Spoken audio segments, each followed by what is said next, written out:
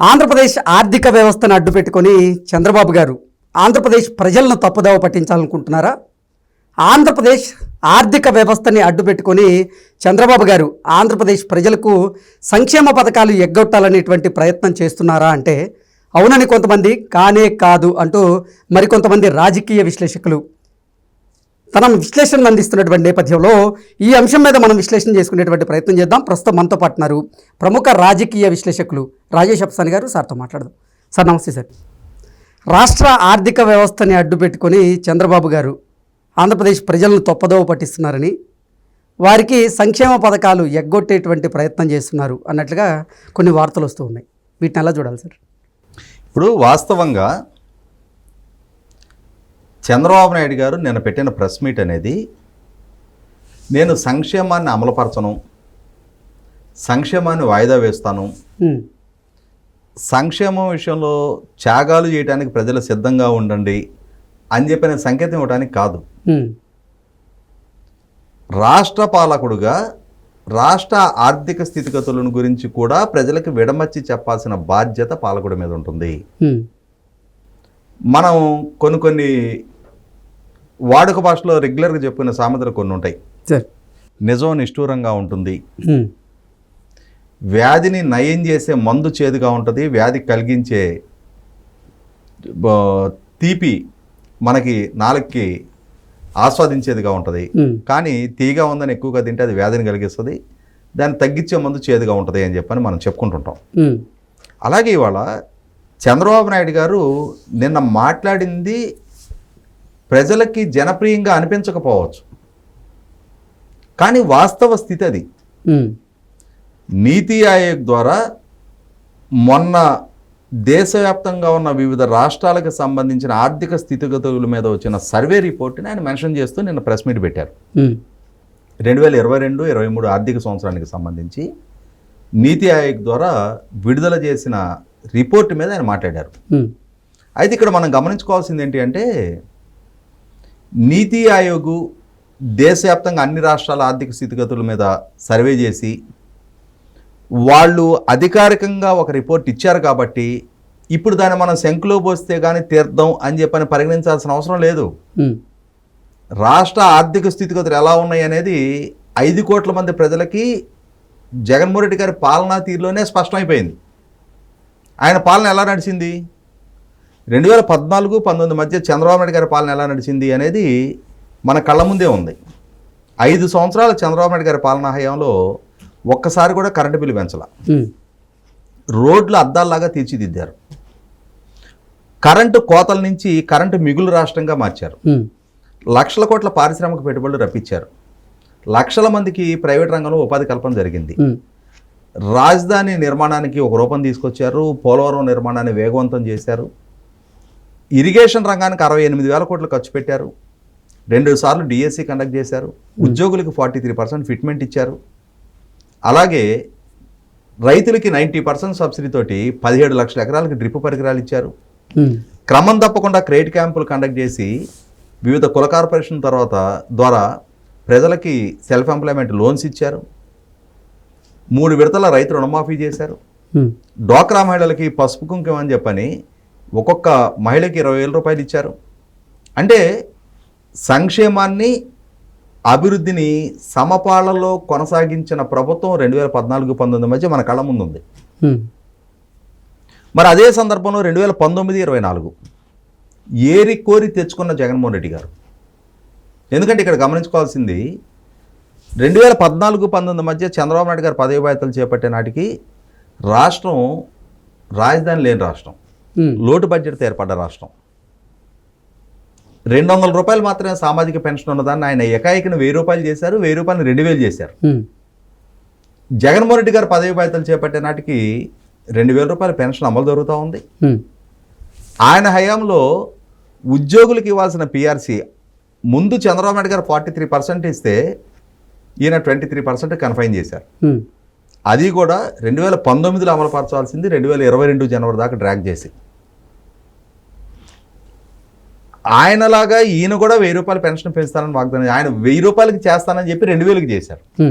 ఈయన 1000 రూపాయలకి పెంచుతానని చెప్పి దాన్ని 4 సంవత్సరాల్లో 4,250 పెంచుతానని 5 సంవత్సరాల పాటు తెగించి 2024 జనవరి నాటికి ఆ 1000 రూపాయలు భర్తీ చేశారు. ఒక్క డిఎస్సి కూడా కండక్ట్ చేయాల. అవును. పారిశ్రామిక పెట్టుబడులు అధోగతి, రోడ్ ఇన్ఫ్రాస్ట్రక్చర్ దారుణంగా దెబ్బతింది. అన్నిటికన్నా దారుణమైన పరిస్థితి ఏంటి అంటే ఏ ప్రభుత్వ ఉద్యోగి కూడా నెల 1వ తారీఖు రోజు జీతం కళ్ళ చూడాల. రిటైర్ అయిన ఉద్యోగులకి 1వ తారీఖు పెన్షన్ వాళ్ళకి అందల. అవును. అంటే ఇక్కడ అభివృద్ధి లేదు, సంక్షేమం లేదు. 68,000 కోట్లు వాళ్ళు ఇరిగేషన్ మీద ఖర్చు పెడితే ఈయన 23,000 కోట్లు ఖర్చు పెట్టారు. ఇందాక మనం ప్రస్తావించుకున్న 17 లక్షల ఎకరాలకు డ్రిప్ పరికరాలు ఆయన ఇస్తే ఈయన 1 ఎకరానికి ఇవ్వాల. క్రెడిట్ క్యాంపులు ఆయన కండక్ట్ చేస్తే ఈయన 1 క్రెడిట్ క్యాంపు కండక్ట్ చేయాల. మరి చేయకపోగా 9 సార్లు కరెంటు బిల్లులు పెంచారు. ఇంకొక 2 సార్లు ఆయన పెండింగ్ పెట్టెళ్ళని ఈ ప్రభుత్వం అధికారంలోకి వచ్చిన తర్వాత ఏపీఈఆర్సీ ద్వారా ప్రతిపాదన వస్తే ఈ ప్రభుత్వం ఆ ప్రతిపాదన కూడా ప్రభుత్వ పరంగా మేము క్రాస్ సబ్సిడీ భరిస్తాం, మేము ప్రజల మీద భారం మోపం అని చెప్పారు. 3 సార్లు ఆర్టీసీ ఛార్జీలు పెంచారు. పెట్రోల్ డీజిల్ ధరలు మిగిలిన దక్షిణాది రాష్ట్రాలతో పోలిస్తే 10 రూపాయలు అధికంగా అమ్ముడుపోతూ ఉన్నాయి. ఇంటి పన్ను పెరిగింది, రిజిస్ట్రేషన్ ధరలు పెరిగాయి, చెత్త పన్ను ఇంపోజ్ అయింది. అంటే జగన్మోహన్ రెడ్డి గారి పాలనలో సంక్షేమం కుంటుపడింది. అంటే సంక్షేమాన్ని అమలుపరుస్తున్నాను అనే ముసుగులో సంక్షేమాన్ని పూర్తి స్థాయిలో అమలుపరచాలా, చాలా పథకాలను గాలి కుదిలేశారు. ఓకే. లైక్ సెల్ఫ్ ఎంప్లాయ్మెంటు, రైతులకి డ్రిప్ పరికరాలు, ఇటువంటివి. అగ్రికల్చర్ మెకనైజేషన్ అసలు గాలికి పోయింది. ఇరిగేషన్ రంగం కుదేలైపోయింది. రోడ్ ఇన్ఫ్రాస్ట్రక్చర్ దెబ్బతింది. ప్రజల మీద మాత్రం పన్నుభారం మోపుతా వచ్చారు. అంటే ఇక్కడ ఏమర్థమైంది? సమర్థంగా పరిపాలించిన ప్రభుత్వ పాలన ఎలా ఉంటుంది, అసమర్థుడి పాలనా తీరు ఎలా ఉంటుంది అనేది ఈ 2 ప్రభుత్వాల పనితీరు చూస్తే మనకు అర్థమైపోయింది. ప్రభుత్వం దగ్గరే ఆర్థికంగా పుష్కలంగా వనరులు ఉంటే 1వ తారీఖు జీతం ఇచ్చేస్తారుగా. అవును. నువ్వు 1వ తారీఖు జీతం ఇవ్వలేకపోతున్నావు అని అంటే ఏ సంస్థలోనైనా ఆ సంస్థ సిబ్బందికి ఏ రోజు జీతం చెల్లిస్తున్నారు అనేది చాలా కీలకం. ఆ సంస్థ ఆర్థికంగా ఆరోగ్యకరంగా ఉందా లేదంటానికి రాష్ట్ర ప్రభుత్వానికైనా అదే వర్తిస్తుంది. కాబట్టి ఇక్కడ ఇవాళ నీతి ఆయోగ్ సర్వే రిపోర్ట్ అవసరంలా.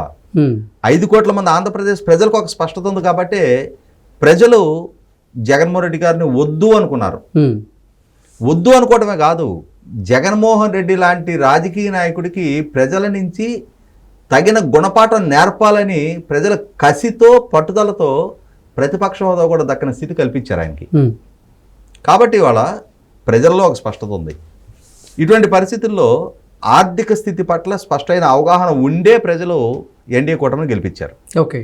ఈ పరిస్థితిని చక్కదిద్దగలిగే సామర్థ్యం, అనుభవం, పరిజ్ఞానం, పరిణతి ఉన్న నాయకత్వం ఇది అని చెప్పని ప్రజలు భావించారు. కాబట్టి ఎన్డీఏ కూటమి చంద్రబాబు నాయుడు గారి నాయకత్వానికి, పవన్ కళ్యాణ్ గారి నాయకత్వానికి, భారతీయ జనతా పార్టీ కలగలిసిన కూటమికి అధికారం దక్కింది. ఇటువంటి స్థితిలో చంద్రబాబు నాయుడు గారు ఇవాళ సంక్షేమాన్ని ఎగ్గొడతానని చెప్పని ఆయన చెప్పలా.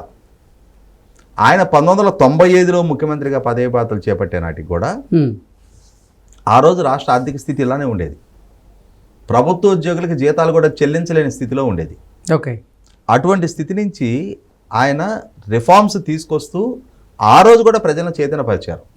ప్రజలకు ఆయన విడమర్చి చెప్పింది ఏంటి అంటే మద్యపాన నిషేధం సమర్థనీయంగా అమలు జరగటం లేదు, సమర్థంగా అమలు జరగటం లేదు అని మద్యపాన నిషేధాన్ని ఎత్తేసారు. కానీ సంక్షేమాన్ని యథావిధిగా కొనసాగించారు ఆయన. ఓకే. కాకపోతే అప్పట్లో 2 రూపాయలు ఉన్న కిలో బియ్యాన్ని 3.5 చేశారు. ప్రజలు 3.5 పెట్టి తీసుకోవడానికి ఏం భారంగా ఫీల్ అవ్వాల. తర్వాత వచ్చిన ప్రభుత్వాలు దాన్ని 1 రూపాయి చేశాయి. కానీ ఇవాళ ఈ బియ్యము వీటిని ప్రజల పరిగణలోకి తీసుకోవట్లేదు. కాబట్టి ప్రజలు తాము వాడుకొని బియ్యం మాకు వద్దు అని చెప్పని బయటకు 10 రూపాయలకు అమ్మేసుకుంటా ఉన్నారు. కాబట్టి ఇది పెద్ద ఇష్యూ కాదు. అయితే నిన్న చంద్రబాబు నాయుడు గారు చాలా స్పష్టంగా చెప్పడం జరిగింది. ఆర్థిక స్థితి గురించి మీకు వివరం చెప్తున్నా, అంతేగాని దీన్ని అడ్డు పెట్టుకొని సంక్షేమ పథకాలు లేటు చేయాలనే ఆలోచన కూడా నాకు లేదు. ఖచ్చితంగా సంక్షేమ పథకాలు అంటే ఇప్పుడు తల్లికి వందనం, అన్నదాత సుఖీభవ, ఆర్టీసీ ఉచిత ప్రయాణం, మహిళలకు ఇస్తానన్న 1,500 రూపాయలు పర్ మంత్, ఈ 4 పథకాలు ఇంకా అమలు జరగాల్సి ఉన్నాయి. స్టేజ్ వైజ్డ్ మేనర్లో 100కి 100 పాళ్ళు ఈ 4 సంక్షేమ పథకాలు కూడా ఈ బడ్జెట్ తర్వాత ఒక్కొక్కటిగా అమలు తీరుతాయి. ఓకే. కాబట్టి ఇప్పుడు ఆర్థిక స్థితి బాగాలేదు అనేది వివరించి చెప్పటం వేరు, దీన్ని సాగ్గా చూపించి పాలకుడిగా చంద్రబాబు నాయుడు గారు ఆయన ఏదో ప్రజలకు వాగ్దానం చేసి ఎన్నికలకు ముందు ప్రజల మన్నన పొంది ఓటు దక్కించుకున్న తర్వాత ప్రజలను వంచే ప్రయత్నం చేస్తున్నారని చెప్పని ఆరోపించడం వేరు. జగన్మోహన్ రెడ్డి గారు 2019లో పదవి బాధ్యతలు చేపట్టినాడు కూడా, చేపట్టక ముందు ఆయన చేసిన వాగ్దానం ఏంటి? అన్న వారంలో సిపిఎస్ రద్దు చేస్తా, మద్యపాన నిషేధం చేస్తా, మెరుగైన పిఆర్సీ ఇస్తా, క్రమం తప్పకుండా డిఎస్సి ఇస్తా, జాబ్ క్యాలెండర్ రిలీజ్ చేస్తా, ప్రత్యేక హోదా సాధిస్తా, ఇలా రకరకాల వాగ్దానాలు చేశారు కదా. మెగా డిఎస్సి కండక్ట్ చేస్తా, 13 జిల్లాలని 13 హైదరాబాదులు చేస్తా, వలసలు లేని ఉపాధి కల్పిస్తా, ఇన్ని రకాల వాగ్దానాలు చేశారు కదా. వీటిని అన్నిటినీ భంగం చేశారు కదా. వీటిలో ఏ ఒక్కదాన్ని అమలుపరచలేదు కదా. కాబట్టి ప్రజలని వంచిన నేపథ్యం జగన్మోహన్ రెడ్డి గారికి వైసీపీకి ఉంది. కాబట్టి ప్రజలు కూడా వంచనకు గురైన ప్రజలు ప్రతిరోజు తిరగబడరు. సమయం సందర్భం కోసం ప్రజాస్వామ్యులు ఎదురు చూస్తారు. ఆ ఎదురు చూశారు, తగిన మూల్యం చెల్లించారు. అలాగే ఇవాళ అలాంటి వంచనే చేస్తే ప్రజల నుంచి ఎటువంటి ప్రతిస్పందన వస్తుంది అనేది కళ్ళ ముందు జగన్మోహన్ రెడ్డి గారి అనుభవం కనిపిస్తున్న నేపథ్యంలో చంద్రబాబు నాయుడు గారి లాంటి అనుభవజ్ఞుడు ప్రజలను వంచే సాహసానికి ఆయన ఎందుకు కొడిగడతాడు? అటువంటి చరిత్ర ట్రాక్ రికార్డ్ ఆయనకి లేదు. చంద్రబాబు నాయుడు గారి నేపథ్యం తెలిసిన వాళ్ళకి ఎవరికైనా, ఆయన తత్వం తెలిసిన వాళ్ళు ఎవరైనా ఏం చెప్తారు అని అంటే, సమాజంలో పాలకుడుగా ఒక తప్పు చేస్తే ఎప్పుడో అప్పుడు ఎక్కడో ఒక దగ్గర సమాధానం చెప్పుకోవాల్సి వస్తుందనే భయం ఉన్న నాయకుడు చంద్రబాబు నాయుడు గారు. ఓకే. ఏ భయం లేని బరితెగింపు ఉన్న నాయకుడు జగన్మోహన్ రెడ్డి. కాబట్టి ఇక్కడ జగన్మోహన్ రెడ్డి వంచాడు అని చెప్పని చంద్రబాబు నాయుడు గారు కూడా అదే విధంగా వంచనకు పాల్పడతారు అని చెప్పని ఆలోచించినా అది 100కి 100 పాళ్ళు ఆక్షేపణీయం. ఖచ్చితంగా చంద్రబాబు నాయుడు గారు ఆయన ఏ వాగ్దానాన్ని చేశారో ఆ వాగ్దానాన్ని నిలబెట్టుకొని తీరుతారు. ఇటు అభివృద్ధిని అటు సంక్షేమాన్ని సమపాలనలో కొనసాగిస్తూ మళ్ళీ తిరిగి 2029 ఎన్నికల నాటికి సగర్వంగా తలెత్తుకొని ప్రజల దగ్గరికి వెళ్తారు తప్ప ప్రజలను వంచి ఇప్పుడు ఆర్థిక స్థితి బాగాలేదు కాబట్టి మీరు మానసికంగా సిద్ధంగండి అని చెప్పని ఆయన ప్రజలను ఏం బ్రెయిన్ వాష్ చేయటంలా. ఆ విధమైన ప్రచారం వైసీపీ నుంచి, అంటే వాళ్ళ గతాన్ని మర్చిపోయి వాళ్ళు ఏ విధంగా అమలు చేశారనే అంశాన్ని మర్చిపోయి ప్రభుత్వం పదవి బాధ్యతలు చేపట్టిన మరుసటి రోజు నుంచి అన్ని సంక్షేమ పథకాలు అమలుపరచాలనుకుంటున్నారు.